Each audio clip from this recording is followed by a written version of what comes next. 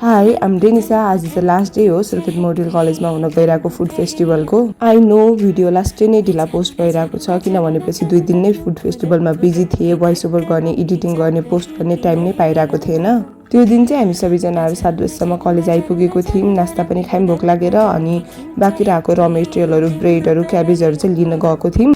हिजोको हाम्रो सबभन्दा बढी सेल भएको भनेको सेफाले थियो। त्यही भएर चाहिँ आज हामीले धेरै क्वान्टिटीमा चाहिँ सेफालेलाई बनाउने प्रयास गरिरहेको थियौँ। सेफालेको फिलिङ रेडी भइसकेपछि हामीले चाहिँ मजासँग सेप दियौँ अनि डिप फ्राई गऱ्यौँ त्यसलाई। दिउँसोतिर चाहिँ मान्छेहरू खासै आउनुभएको थिएन। अर्को स्टलमा गएर चाहिँ पोटेटो टोर्नाडो खायौँ। भोक लागिरहेको थियो। हामीले चाहिँ बनाउँदै खाँदै मात्रै गरिरहेको थियौँ कि आफ्नै स्टलबाट।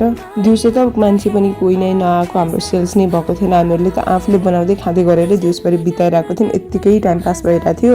हिजोको कम्पेरिजनमा आज 50% नै मान्छेहरू आउनुभएकै थिएन कि हाम्रो चाहिँ खाने बस्ने बाहेक केही काम थिएन। यतिखेर 4 बजिसकेको थियो। अलिअलि मान्छे चाहिँ आउन सुरु भएको थियो।